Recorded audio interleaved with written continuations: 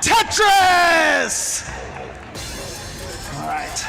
So again, starting here immediately at the 0G speeds, we saw a little bit of a misdrop right there from Alex right at the start, and we're gonna have a little guest jumping on over here. I think you know who this guy is. It's Chris Tang. Well, Tetris for you, yeah. Now we are on TGM4. I'm sitting in for Kataru, who's up there competing against Corion. Now both these guys have been in our side events here at CTWC in the past, helping build the community and make this tournament that you see here for TGM4 possible, since we have the experience and infrastructure to bring the competition to you. Right, and Corion, like, I remember he started with TGM. He is a TGM player first, and he picked up NES Tetris. Yeah, and what you have to understand is that Japan got TGM, and America never got an arcade release, and until just this past year, we didn't have the home releases either. But Japan also did not get NES Tetris, so Corion, being a player, did not grow up with NES Tetris like we did. They had a Famicom BPS made Tetris, which had a completely different rotation system. It was a completely different piece of software. So crossing the barrier here. Yeah, I mean, the crazy thing too is that TGM1, you know, the way the rotation system worked, there was like your wall kicks and all these things like that. And they've added a lot of that since then. So the later TGMs are a little more familiar. See, it's interesting because Alex is getting a few misdrops right there, but he hasn't used the rewind feature just yet. So he's actually just going for it right here. He does have one Kita on the screen, as you can see. Both of them have just the one there. And I'm not sure what Corion. Okay, so he finally just gave up that ghost right there. And what's interesting about this is because it's, you know, about time more than it is about score, it really changes what you're trying to do here. Yeah, you're trying to get that level up as high as you can with the time that you have remaining. So using the rewind is detrimental to that. A player who does not use the rewind will advance the level faster. Right. So you want to use it when you can. When I tried playing this game, and I accidentally hit rewind, it just destroyed my stack. I did not get used to playing it. So I'll try it again at some point. But yeah, definitely. Okay, we got a lot of features on the screen now. Yeah. I mean, the funny thing too is, like, you know, I was talking, you know, about the fact that you have like the hold pieces and the initial rotation system. Man, like, I've been playing TGM1 for a really long time, and now I have to think about pulling in a hold piece and then also adding the initial rotation to the hold.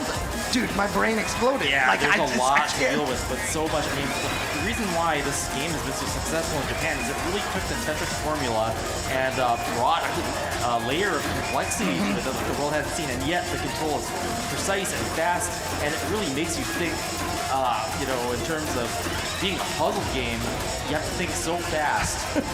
Really, it's almost like a completely different sport. Yeah, like I said, it was like one of the first times that someone actually tried to create a system by which it wasn't like, oh, I got to this level, it's just too fast, I died. Like, they wanted it to be a method that which you could just play. And you can see right there, I don't know if you could tell, but, you know, Alex's pieces just started getting faster because, again, the timing of when a piece drops down, it changes. It changes. Yeah, it's a lockdown timer, and that's the one thing that's like, when I tried to play this game, I was like, I don't think I'm gonna be able to play other games other than this once I start playing, so I'm probably not gonna try to master it, because every time a piece drops, as you increase in levels, the lockdown timer gets shorter and shorter, and you have to adapt to that in real time.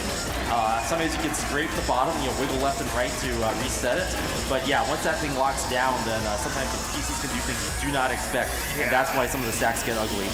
And it's funny, I see some people talking about the chat, like, you know, the rewind, like, almost feels like it's cheating. Does it make you learn bad habits and stuff? It's its own problem.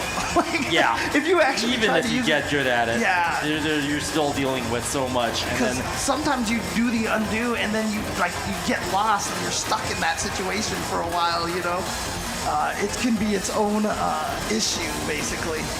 Oh, that was nice from Corion, getting the eyepiece flat over there on the left side. So yeah, if you notice, Alex is pulling ahead in level. He's at 860, almost 860, and Corion's still in the 700s. So just to give you an idea of what's going on, But, you know, just one wrong move, and if you stack up too high, if you end up topping out, then your opponent will be able to catch up. Yeah. So staying alive is just as important as getting those levels as high as you can within the time limit. And that was really beautiful for Gitaru because he had the, Dirty Tetris all the way at the top of the screen. And that allowed, because he was right at like 890 something, and so it just gave him a Kita to be able to advance. And there's another Tetris for Gitaru.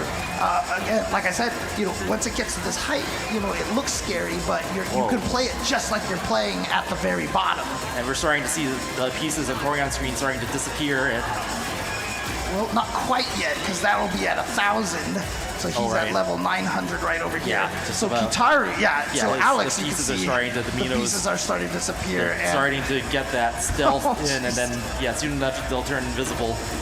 Yeah, and again, you just watch this and you're like, how do they do this? Like, how do they play this? And once you start getting to this level of Tetris, the reason why you can do this is the game is really just about the top layer. Yeah. Right? You know that it's just a top layer. You have this memorization of what that top layer kind of looks like to you. But now the pieces are just completely disappearing. Oh boy. Yep, here we go. Oh, jeez. Yeah, and now you can see Corian now has achieved the same level over there. But remember, this is a race. Now, if both players top out, it's the player who has the highest level that can do it. And, they still have that 7-minute time limit. You can't see it on the screen right now because it's covered up by their names, but on the game itself, there's a little bar there with, like, rewind buttons and pause buttons and stuff like that, but it actually shows you, how your progress on how close you are to actually completing. Right, yeah, we're getting down to almost 30 seconds left, so... Yeah, Kitaro's in full invisible mode right here. Yeah, and I'm still up about 100 levels, so definitely in the lead here. I mean, if he can finish at 1300, he basically wins this. Who will win versus Corian here? Yeah, 20 seconds to go. Can Gitaru do it? He's getting so close. 1270, 15 seconds left. Boy, yes, here we go. 1290. And he does have a Kita as well, so he can get it.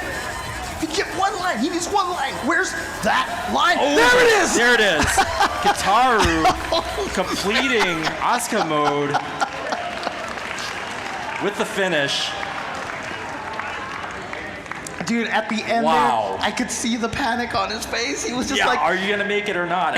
That was an amazing performance. Great seeing Corian again, but Gitaru emerging victorious against Grandmaster Corian. I mean, I didn't know who, I'm fans of both of them to such a huge extent, but to see that legendary battle unfold before my eyes on a new TGM4 game in 2025, that was an honor. Yeah, absolutely. And for me, I know Gitaru hates it when I say this, but I think him and Green Tea are two of the most talented Tetris players because they play them all and they're good at all of them. You know and they know so much about the inner depths of the game, and they share that knowledge with all of us. And because Green Tea, we have the NES Tetris classic score attack mode and Tetris Effect. I mean, he actually works for Enhance and help gift that to the world, to be able to expand the reach of classic Tetris for all these years. When I first started commentating here, I was like, okay, I gotta look up all these